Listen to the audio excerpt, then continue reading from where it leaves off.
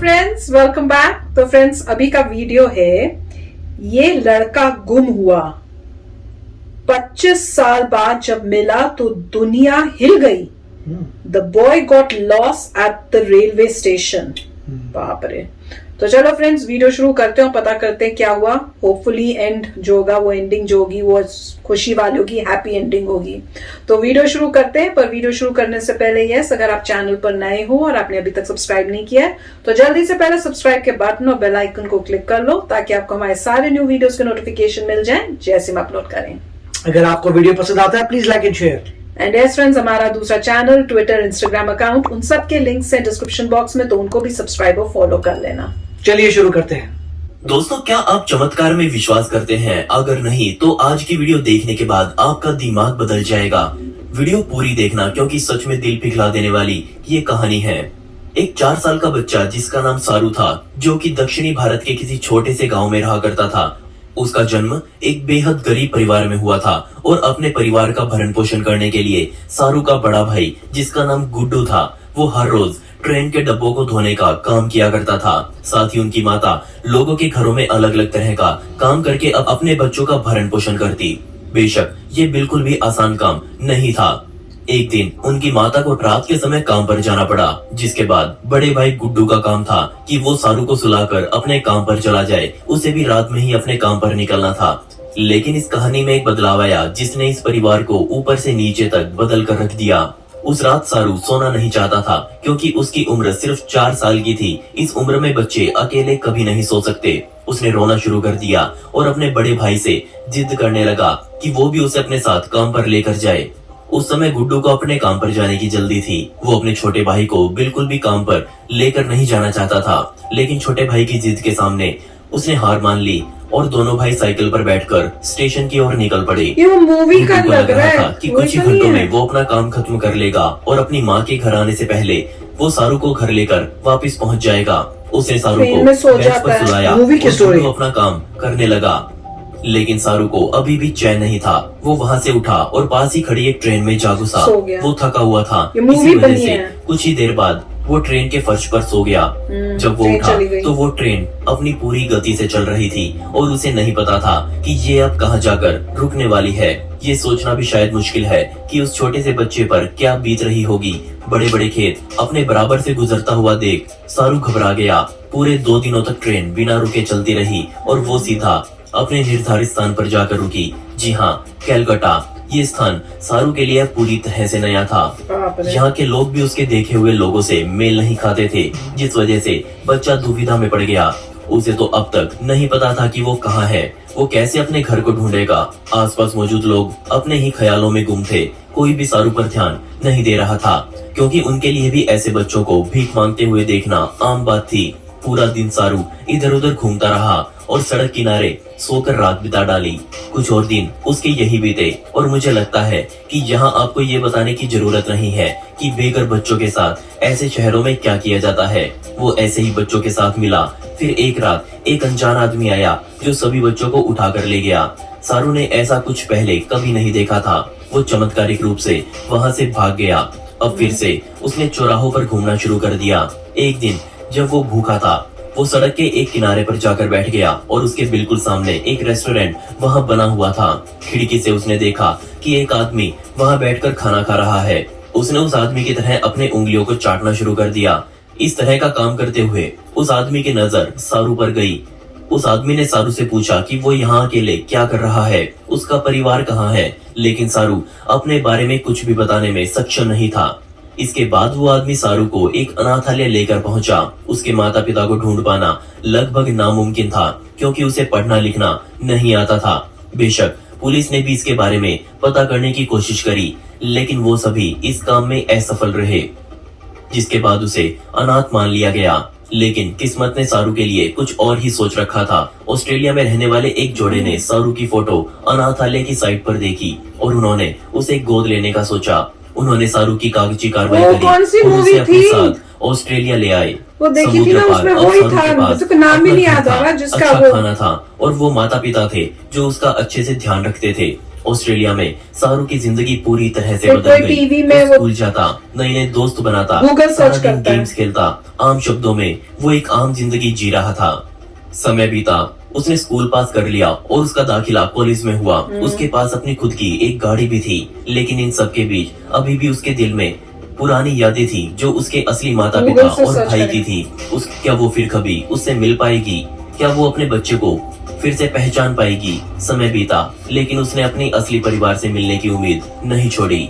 College में पढ़ते हुए उसे गूगल अर्थ की जानकारी हो चुकी थी। वो घंटों उस पर बैठकर इंडिया का नक्शा देखता और वो अपने गांव से मिलता जुलता कुछ ढूंढ रहा था। उसने खुद बताया कि दिन में लगभग 10 घंटे वो इस तरह से अपने लैपटॉप पर लगा रहता। बाप इस रे। तरह से पूरा 1 साल उसने ये काम किया।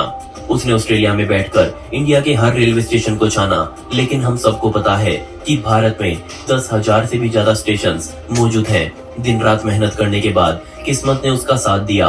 उसे कुछ सैटेलाइट फोटोज मिली जिसे देखकर उसे कतई विश्वास नहीं हुआ। ये जगह कुछ उसके पैतृक गांव जैसी लग रही थी। उसे अपने गांव में मौजूद नदी पर बना ये ब्रिज याद था। वो बिल्कुल ऐसा ही लग रहा था। जी हाँ, उसे अब अपना गांव मिल चुका था और बिना कुछ सोचे उसने देखा फ्लाइट था, मूवी पकड़ी थी और एक पूरी। लंबे याद समय आ के रही है? बाद कितनी वो याद आ रही है? वापस आया। हाँ। एयरपोर्ट से सीधा वो उस गांव में गया और अपना घर ढूंढने लगा। लेकिन अब जरा सोच कर देखिए तब क्या होगा जब एक उसे ऐसे ये पता brother की चलेगा death हो कि गई उसका होती है। परिवार का कोई भी सदस्य अब वहाँ नहीं रहता। अगर रहता भी हो तो क्या वो उसे पहचानेंगे? वो इस डर को मन में रखकर चल ही रहा था कि एक बूढ़ी औरत ने उसे गले लगा लिया। उसे नहीं पता था, लेकिन वो उसकी असली माता थी। ओह। बेशक सारू नहीं, लेकिन उसकी माता उसे पहचान चुकी थी कि ये सारू है। एक माँ का दिल कभी गलत नहीं पहचान सकता। एक माँ अपने बेटे से पूरे 25 सालों बाद मिली थी, लेकिन सारू के लिए एक और झटका उसका इंतजार कर रहा था। जी हाँ, उसका बड़ा भाई अब मर चुका था। अब आप सोच रहे होंगे कि ये कैसे हुआ, तो ये उसी रात हो गया था जब सारू उस स्टेशन से गायब हुआ था। गुड्डू सारू को ढूंढते हुए स्टेशन पर इधर उधर भटक रहा था और इसी बीच वो एक ट्रेन के नीचे आ गया, जिसके बाद उसकी जान चली गई। सारू ने बताया कि हर कोई उसे यही बोल रहा था कि वो कभी अपनी माता को नहीं ढूंढ पाएगा। इतने बड़े देश में एक छोटा सा गांव ढूंढना लगभग Impossible नामुमकिन है। है। लेकिन अगर आपके दिल में कोई चाह है और आप उसके प्रति ठान चुके हैं तो यकीन मानिए आपको सफल होने से कोई नहीं रोक सकता। आज सारू ऑस्ट्रेलिया में रहता है। हर महीने वो कुछ पैसे अपनी माँ को भेजता है और आज उसकी माता को वो कठिन काम करने की जरूरत नहीं है जो वो पहले किया करती थी। उसकी माता ने बताया साल में कई बार सारू अपने ऑस्ट्रेलिया वाले माता पिता को अपने गांव लेकर आता है। उसकी माता ने बताया कि कई सालों तक उसने भी सारू को ढूंढने की कोशिश करी, लेकिन वो सफल नहीं हो पाई। उसके पास एक ही चारा था और वो था इंतजार करना, और ये इंतजार पूरे 25 सालों तक चला। कमाल की बात ये थी कि सारू की जिंदगी पर एक फिल्म भी बनी हुई है जिसने पूरी दुनिया का ध्यान उस पर खींचा। तो फ्रेंड्स, कमाल के पर मैंने जैसे ये शुरू हुई ना, फॉर सम रीजन मैं कनेक्ट कर पाई थी। मुझे लग रहा था कि मैंने ये शायद ये मूवी में वो सीन्स भी दिखा रहे थे मूवी हाँ, के। पर मुझे याद नहीं आ रहे थे सीन से, मुझे याद नहीं आ रहा था, पर मुझे स्टोरी और कुछ पता नहीं सिक्स्थ सेंस जैसे होती है ना, वो बता रही थी। ये मैंने देखी हुई है, वही स्टोरी लग रही है, और जैसे जैसे आगे करते गए मुझे और याद आने लग गया। काफी मतलब टाइम हो गया इसको देखे हुए मूवी को, तो मुझे याद नहीं आ रहा था नाम क्या है और कौन हीरो था उसके अंदर जिसने ये रोल किया था बच्चे का। पर हस्बैंड को याद आ गया था, नाम देव पटेल था, और मूवी का नाम था लायन। तो सच्ची में, और उसमें हमें तब पता था कि ये एक ट्रू स्टोरी है, और उसमें ये दिखाया था कि जो गूगल अर्थ है उसने कितना बड़ा कमाल किया, इतना हेल्पफुल हुआ कि एक बच्चा सोचो इंडिया में घुमा और कहाँ एंड हुई इसकी लाइफ, ऑस्ट्रेलिया में। किस्मत है, नहीं तो वहीं पे स्लम्स में ही रहना और वहीं पे पूरी जिंदगी हो सकती थी। पर किस्मत अच्छी थी कि वहां पे उन्होंने अडॉप्ट कर लिया, पूरे अपने बच्चे की तरह परवरिश की, उतना ही प्यार दिया, और वो बच्चा कहां से कहां पहुंच गया। और उसके बाद इतना मतलब अच्छी जॉब लेके सब किया कि अब अपनी इंडिया वाली माँ को भी पैसे भेज रहा है ताकि उनको भी अपनी ओल्ड एज में काम नहीं करना पड़े, क्योंकि बहुत ही गरीब थे। पर उसमें मूवी में भी बहुत दुख हुआ था, और इसमें भी जैसे उन्होंने बताया कि जो भाई था वो उसकी डेथ हो गई थी। वो बहुत ही दुख वाली बात थी। पर ये मेरे ख्याल से मूवी में ये नहीं बताया था कि ढूंढते ढूंढते शायद हुई थी, मुझे याद नहीं आ रहा, पर इसमें उन्होंने बताया कि उसी दिन डेथ हो गई थी, कि उसको ढूंढते ढूंढते प्यार इतना था दोनों भाइयों के बीच में। तो बहुत ही मतलब देखो किस्मत कितनी अच्छी थी कि 25 साल बाद, और वो भी ऑस्ट्रेलिया में बैठे हुए, वहां से पता लग गया कौन सा गांव है, वहां गए और वहां पे किया, मतलब मिल भी गए, जबकि वो घर सब, मेरे को याद है मुझे मूवी में वो टूट भी गया था, कुछ बचा नहीं था वहां पर।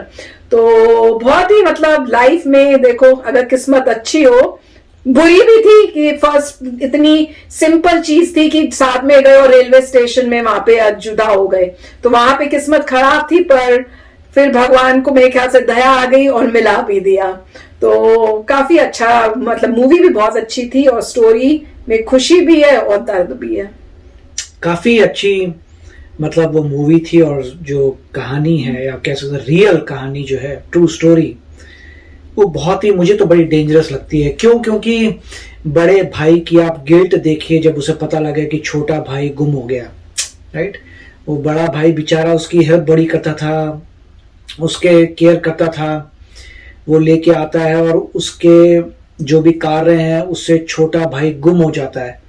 अगर वो जिंदा होता पूरी जिंदगी भर गिल्ट से मर जाता कि मैंने अपने भाई को गुमा दिया, पता नहीं कहाँ पे है। उस गिल्ट से बचने के लिए भगवान ने उस पर दया कर दी। मैं तो यही कहूंगा, भगवान ने उस पर दया कर दी, गिल्ट से उस इंसान को बचा लिया। और दूसरा छोटे बच्चा, उसकी किस्मत देखिए भगवान ने कितनी जबरदस्त की थी कि पहले तो ट्रेन को कलकत्ता जाना है, कलकत्ता गई, कलकत्ता में फिर इवेंचुअली किसी ने उसे नोटिस किया, नोटिस करके ऑर्फनेज में डाला, और वो भी ऑर्फनेज जो सही ऑर्फनेज है, जिसमें कोई क्रिमिनल एक्टिविटीज हो या ना हो। और ऑर्फनेज में थैंकफुली वो जेन्युइन ऑर्फनेज था जो कोशिश करते कि बच्चों को अडॉप्ट कर ले। और देखा भी किसने? ऑस्ट्रेलिया में, इंडिया में नहीं, ऑस्ट्रेलिया में देखा, उन्होंने अडॉप्ट किया। देखिए, और उसके बाद बच्चे में इतनी कि मैं ढूंढ के रहूंगा, वो भी अपनी उस मेमोरी से, बचपन की मेमोरी। 4 साल का बच्चा था जो 4 साल में लोगों को कुछ याद भी नहीं रहता। हमें कुछ नहीं याद 4 साल का। देखिए 4 साल में आपको कुछ याद नहीं रहता। इस बच्चे की शार्प इतनी मेमोरी की, उसे 4 साल अपने विलेज याद है, सीन्स याद है, और वो चाहता था अपने भाई को ढूंढना, बताने के लिए कि गिल्टी मत हो, मगर भगवान ने वहां पे हेल्प की उसके भाई की। उसके बाद जो है मदर ने पहचान लिया उसको, और मदर भी ढूंढ रही थी। अब देखिए इसमें जो है ये बहुत ही इंटेंस स्टोरी है। थैंक गॉड कि मैं कहूंगा कि मदर को मतलब मिल गया अपना बच्चा। और दुख की बात है, अगर मैं इस सिचुएशन को देख रहा तो मुझे बहुत दुख हो रहा होता कि अगर किसी का गुमना, अगर आप खुद गुमते हैं तो गिल्टी वाली बात नहीं। आप खुद ने, आपने कुछ किया जो आपके पेरेंट ने कहा था नहीं करिए, आपने उसको किया और आपको कुछ लॉस हुआ तो गिल्टी कोई नहीं है, क्योंकि पेरेंट समझा के गया था मत करना, ठीक है। उसके बाद तुमने खुद ही किया, तुम खुद ही गुमे, तो अपने आप को ही रिस्पॉन्सिबल बोल सकते हो कि मैंने नहीं फॉलो की इंस्ट्रक्शन, में गुम गया। मगर अगर तुम्हारा भाई तुम्हें खो देता है तो भाई जी नहीं पाएगा कि मैंने, बहुत ही मतलब ये मेरे को बहुत ही टेंस सिचुएशन लगती है। अगर आपके साथ हो तो आप गिल्ट से ही मर जाए। मगर बहुत ही अच्छा है कि किसी ने एटलीस्ट ये मूवी इस पॉइंट पे बनाई है। और उसके बाद यही मैं एडवाइस करता हूं कि जिनके घर में छोटे बच्चे हैं, कि जहां पर भी आप जाते हैं छोटे बच्चे को या तो घर में किसी की केयर पे रखिए, और अगर आप लेके जा रहे हैं तो हमेशा अपने साथ ही बच्चे को रखिए, हमेशा अपने साथ ही। कई लोग सोचें चलो 1 मिनट में कार में रख के मैं हो के आता हूं, वो भी नहीं। बच्चे को कार में भी रखना अपने साथ ही, हमेशा अपने साथ ही। अगर आपको लगता है हमेशा अपने साथ नहीं ले पाएंगे तो घर में ही बच्चे को रहने दीजिए। बिल्कुल। तो चलो फ्रेंड्स, चलते हैं, मिलेंगे नेक्स्ट वीडियो में बहुत ही जल्द। Till then take care and bye bye. तो अगर आप मेरे इस चैनल पे नए हो तो जल्दी से सब्सक्राइब के बटन को हिट करो और बेल आइकन को क्लिक करो, ताकि आपको मेरा जब नया वीडियो मैं लगाऊं आपको उसके बारे में जल्दी से पता चल जाए।